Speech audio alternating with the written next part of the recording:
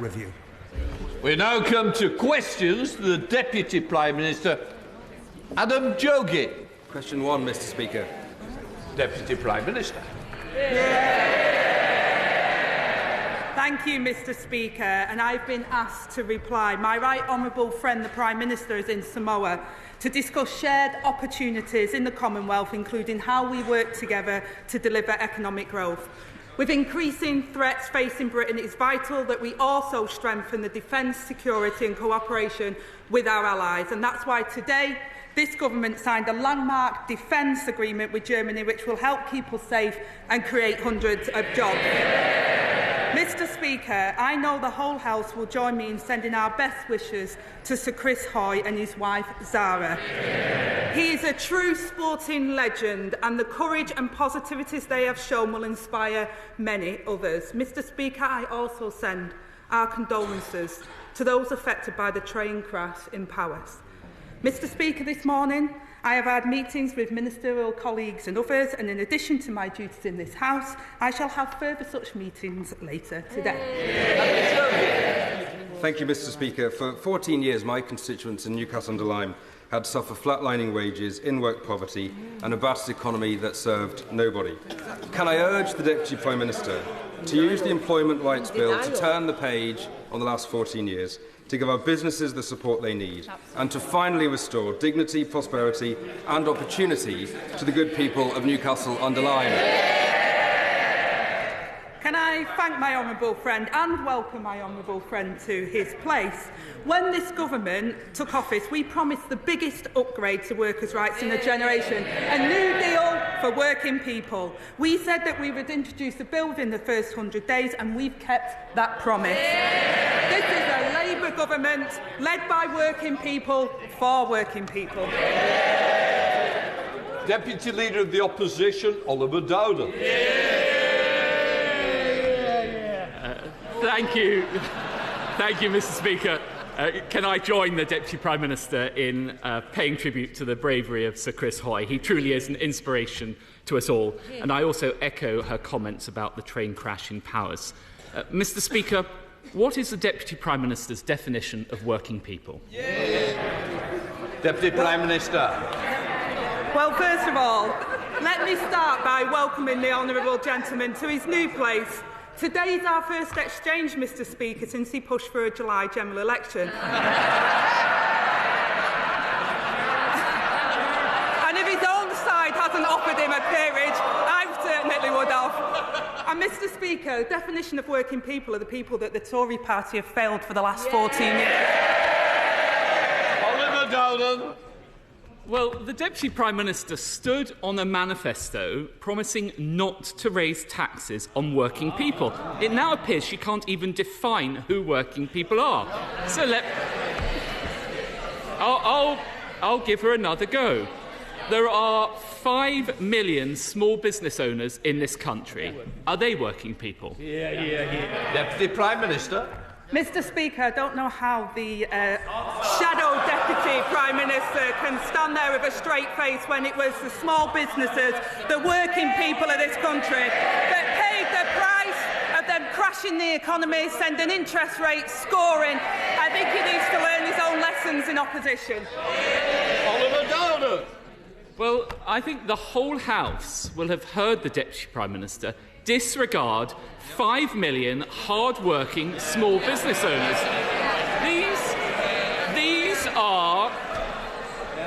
These are the publicans, the shopkeepers, the family running a local cafe. None of those count as working people to her.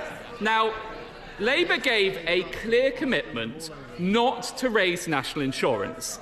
The independent IFS have given their view on this. They say that raising employer national insurance is a tax on working people.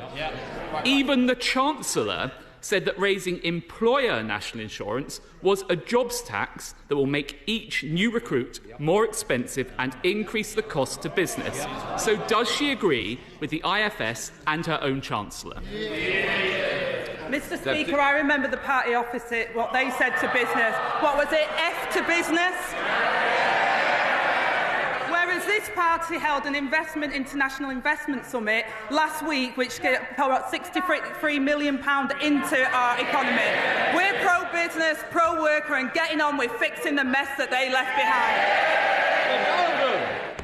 So I think we can take it from that answer that the Deputy Prime Minister doesn't agree with the IFS, and I suppose it shouldn't come as a surprise that she doesn't agree with her Chancellor.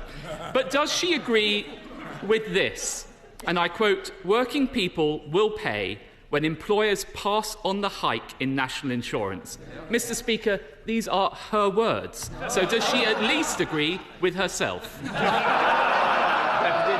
Speaker, what I'm incredibly proud of is this week this government brought in a new employment bill, which will raise the living standards of 10 million workers. Would the Shadow Deputy Prime Minister like to apologise for the hiking taxes, 70-year hiking taxes that he put on working people, the crashing of the economy and the disaster that he left behind?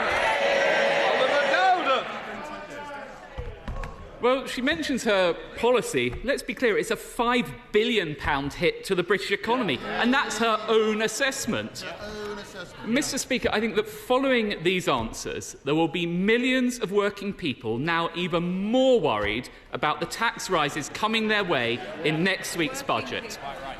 But as this is our last exchange across the dispatch box, I'd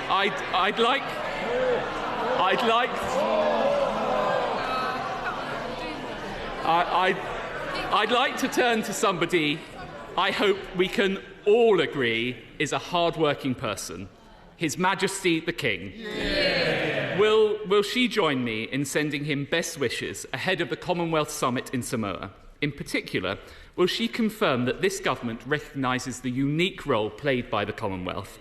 And will she commit to deepening this relationship so that under His Majesty's leadership we build upon possibly the greatest legacy of the late Queen? Yeah. Deputy Prime Minister. I will miss our exchanges. The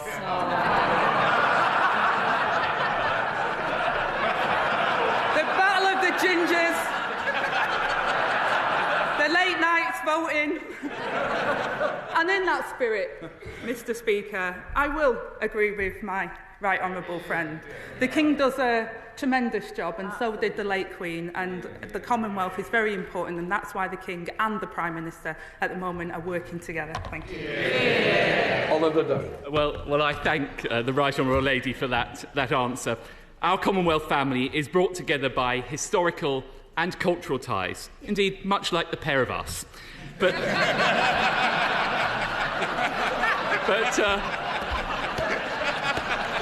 I will resist, Mr. Speaker, the temptation to replicate that. But as we look to the Commonwealth's future, we now have the opportunity to deepen our economic relationship. Will she therefore assure the House that the Prime Minister will use this summit to continue the work begun by the last government in building deeper economic ties with our Commonwealth friends and allies? Yeah. Deputy Prime Minister. Well, Mr. Speaker, we talk about economics. The architect of the 2024 Tory general election campaign, doing his victory lap before retiring with the hereditary peers that he fought so hard to protect. He leaves behind the Tory party in utter denial, heads in the sand, refusing to accept the rejection by the British public. Their plan for Britain, Mr. Speaker, includes scrapping the minimum wage, cutting maternity pay and tax breaks for the big oil companies. Mr. Speaker, this Labour government is elected to end the Tory chaos. Dr Evans, you've got a sore neck. I wish it was your throat a little. Come on, Deputy Prime Minister. Mr. Speaker, they don't like to hear it, but this Labour government was elected to end the Tory chaos, and that's exactly what we're doing. £600 more in the pockets of insecure workers, 30,000 new dads given paternity leave, and 10 million working people better off. While their so-called leadership candidates argue about what went wrong, this Labour government is getting on with rebuilding Britain.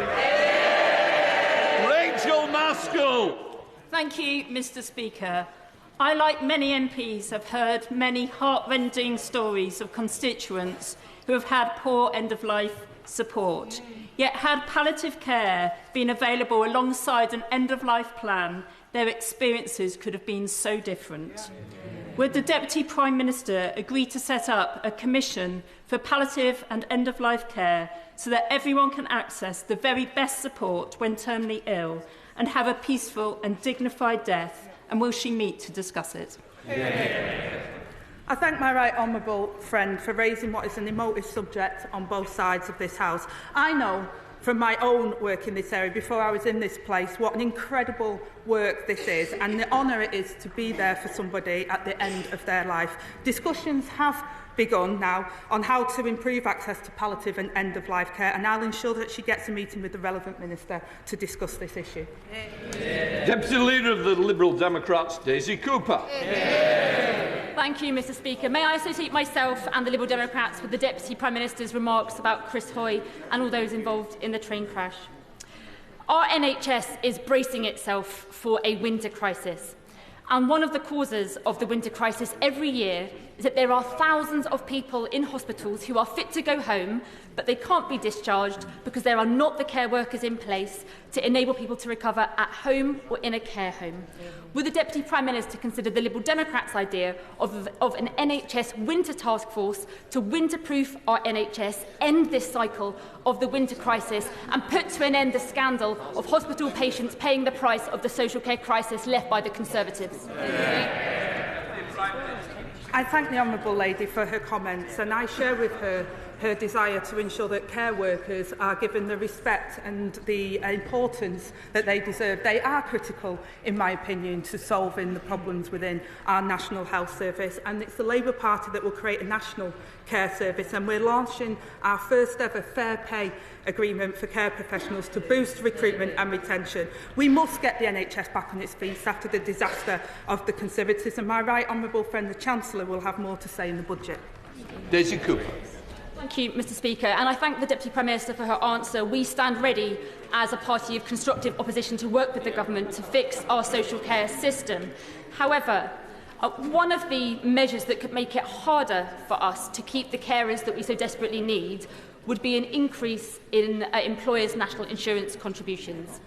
Were that measure to go ahead, it would affect millions of small businesses, including 18,000 small care providers.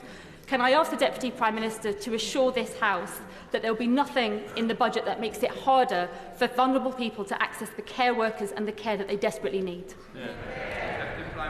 Well, again, I won't speculate on the budget, not least with the Chancellor sat at the side of me. But what I will say, and I'll reiterate what the Chancellor has said and what the Prime Minister has said, this will be a budget that recognises that working people of this country and the enterprise in this country has been hard hit by the 14 years of Conservatives. We will rebuild Britain and we will grow our economy to pay for our public services. Chris MacDonald. Thank you, Mr Speaker. This next year marks the 200th anniversary of the Stockton to Darlington Railway, but the rail industry in my area is currently in peril, with hundreds of jobs at risk at Hitachi Rail as a consequence of a lack of action from the previous government. Will my right honourable friend, the Deputy Prime Minister, join me and our honourable friend, the member for Newton Aycliffe and Spennymoor, with workers, management and trade unions to ensure that no stone is left unturned as we fight for the future of this Hitachi Rail factory? I thank my right honourable friend for that question and welcome him to his place. He's been a champion for workers at Newton Aycliffe from day one, and I know he's met with the Transport Secretary, and I can assure him that we're in close contact with Hitachi on operations to secure a sustainable future for Newton Aycliffe, and we're committed to a long-term industrial strategy for rolling stock, seeking to support British manufacturing and end the volatility of recent years. Stephen Flynn. Thank you, Mr Speaker. In today's spirit of cross-party working, will the Deputy Prime Minister join me in applauding the brave Labour staff members who've travelled across the Atlantic to campaign against Donald Trump? Mr Speaker, I'm loving this loving. I don't often get it.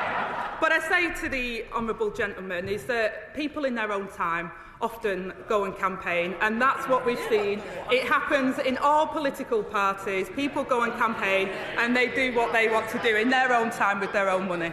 Melanie Ward. Thank you, Mr Speaker. Like many in my constituency of Cowdenbeath and Kirkcaldy, my family knows what it means to raise and support a disabled child. Charities like The Yard in Kirkcaldy do an amazing job providing vital additional help to disabled children and their families.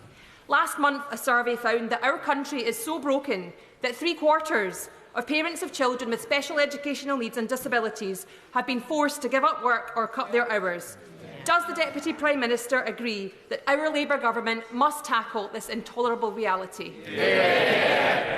I absolutely agree with my honourable friend and pay tribute to those that work with children with special educational needs and disabilities. I myself have my amazing son who does tremendously well given his challenges that he faced in life. I know from personal experience the system is just not working for children and families. Future funding decisions will need to be taken as part of the upcoming spending review, Mr Speaker, but we will work with the sector to deliver our shared mission and restore parents' trust. Peter Bedford. Thank you, Mr Speaker. Just 3 months into this Labour government, we have seen brutal cuts to support for pensioners. We have seen a taxing of education. And we have seen, just this week, £5 billion of additional pressure put on British businesses. Why does this government have such a problem with aspiration?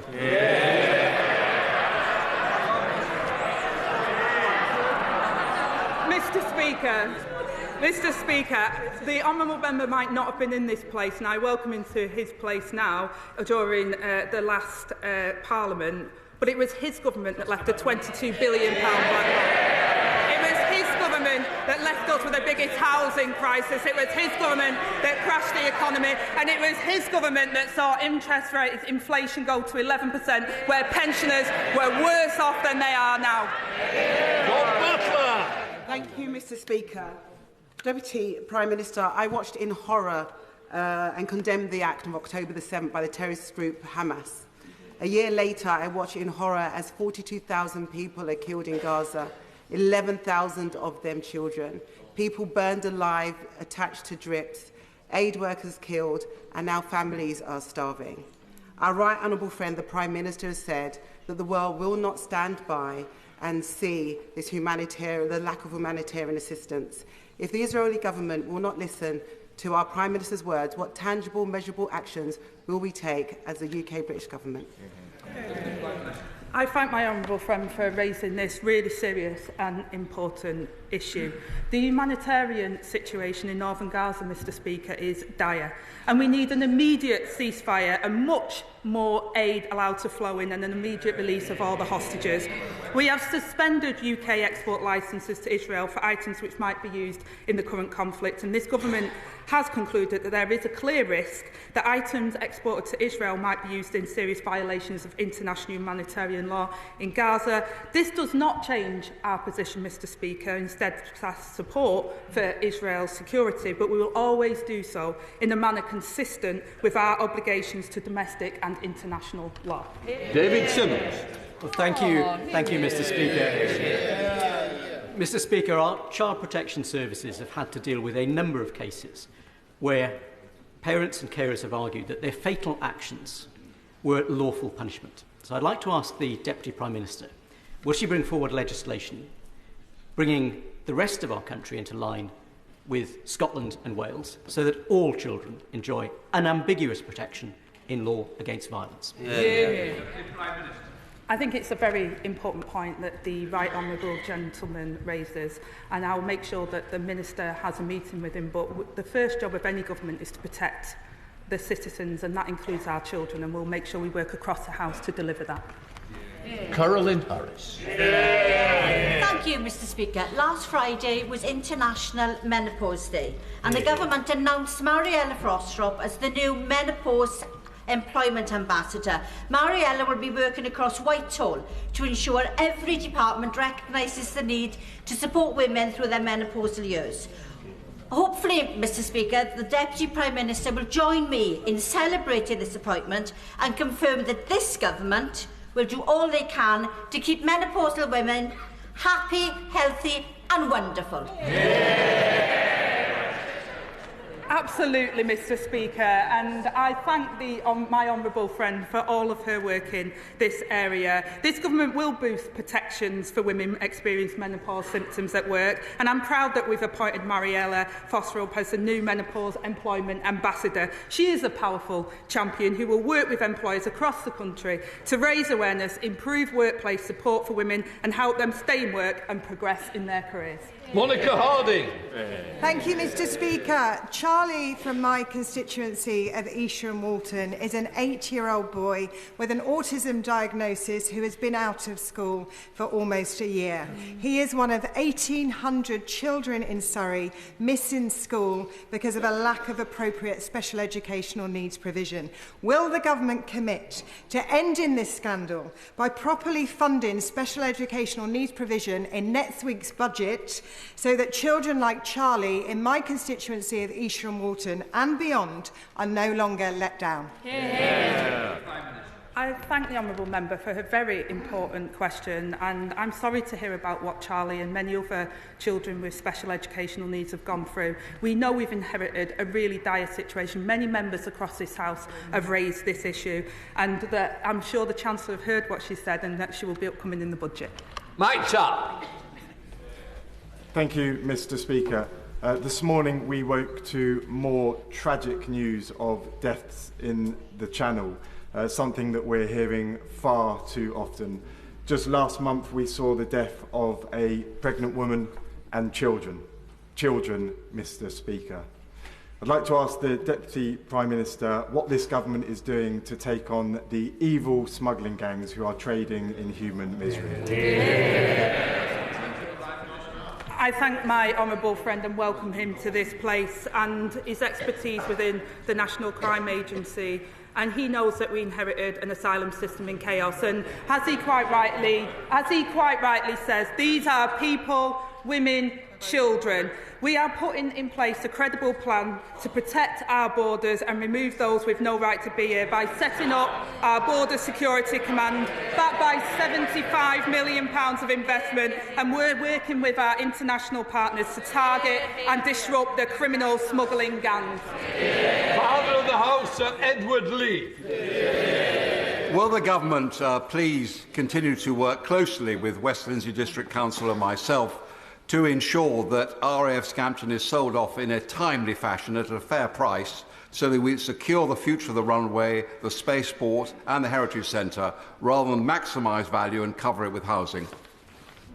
I thank the honourable member, the Father of the House, for his question. My right honourable friend, the Home Secretary, is taking urgent action to clear the backlog of cases, reducing the use of asylum accommodation and saving millions for the taxpayers. And I will ensure that the right honourable member is kept fully updated as the decommissioning disposal process of Scampton is followed. Deb McHillier. Thank you, Mr Speaker. Mr Speaker, in my constituency, hundreds of leaseholders, tenants and shared owners are living in properties with cladding and other defects in their properties, and thousands around the country. Their lives are on hold. Many are facing bankruptcy, delaying having children, unable to move. We've had another change in ministerial responsibility. Will the Deputy Prime Minister take a personal lead on keeping on top of this? Because after the years since Grenfell, they're still living in limbo and need some hope of change. I thank my honourable friend for this really important question. And I say from the outset, the pace of remediation has been too slow. And I do take a personal lead in this. 7 years on from the Grenfell Tower tragedy, it is unacceptable that so many buildings still have unsafe cladding. I'm meeting with developers, mayors, regulators and national building safety bodies to press the urgency of this work. And I will make sure action is being taken to make sure that homes are safe. Helen Morgan. Thank you very much, Mr Speaker. Shropshire's farmers have been suffering from flooding following 18 months of incredibly wet weather, topped off last Wednesday by in 24 hours by the month's worth of rain. They weren't eligible for the Farming Recovery Fund, And a Freedom of Information request by Farmers Weekly found that only £1.2 million of that £50 million has been handed out to farmers. Will the government consider extending the eligibility of that scheme so that we can keep farmers going when they're deluged by floodwater? Well, I'm really sorry to hear the plight of the Shropshire farmers, and we inherited a flood defence programme in disrepair. Thanks to 14 years of mismanagement and failure, communities are unprotected and families and businesses are forced to pay the price. We launched a flood defence task force to turbocharge the delivery and coordination of flood defences, and we're investing in £1.5 billion this year to scale up flooding national resilience. Now make sure she gets a meeting with the Minister. Anna Dixon. Thank you, Mr. Speaker. The government has delivered on its manifesto commitment to introduce the Employment Rights Bill in its first... This includes a historic fair pay agreement for care workers and will benefit all those who care for older and disabled adults like those in my constituency of Shipley. Will the Deputy Prime Minister agree with me that care workers deserve pay and conditions that match the amazing work they do to support our loved ones to have a fulfilling life? I thank my honourable friend and welcome her to her place. As a biased former care worker, I'll always champion carers and the complex quality and professional work that they do. I absolutely agree that care workers deserve the pay and conditions to match their enormous contribution to our community, and I'm proud to say that we're delivering that fair pay agreement that will give the carers the recognition that they deserve and will make sure that those carers are able to deliver the best possible care to our loved ones. James McCleary. Thank you, Mr. Speaker. Last month, a widely reported study from Aston University Business School showed that UK goods exports to the EU are 27% down and imports 32% lower than they would otherwise have been, thanks to the Conservatives' failed Brexit deal. Will the Deputy Prime Minister tell me what steps this government is taking as part of their reset with the EU to cut Brexit red tape for small businesses to help our economy get growing again? Well, I welcome the right honourable member to his place and his right to advocate for small businesses. They are the backbone of our economy. This government is turning the page on the relationship with Europe, reinvigorating alliances and forging new partnerships rather than reopening the divisions of the past. We will improve the UK's trade and investment relationship with the EU, tearing down unnecessary barriers to trade. This will not involve rejoining the single market, customs union or reintroducing freedom of movement, but we will get that relationship better. Rachel Blake. Thank you, Mr. Speaker. 27,000 people in the cities of London and Westminster live in the private rented sector. After 14 years of neglect and delay, they face damp and mould in their homes, they risk no-fault eviction and out-of-the-blue rent hikes. Does the Deputy Prime Minister agree with me that the Renters' Right Bill currently in committee will transform life for private renters and finally rebalance power between tenants and landlords? I thank my honourable friend and I welcome her to this place. And I'm incredibly proud of the Renters' Rights Bill that we're pushing through Parliament, because too many renters are being exploited by a minority of unscrupulous landlords unable to challenge bad practices because they could be evicted at any moment. The party opposite chunters, they promised the electorate this, they failed to deliver. We will deliver. Blake Stevenson. Thank you, Mr. Speaker. Communities across the country, including in Bedfordshire, recently experienced widespread flooding.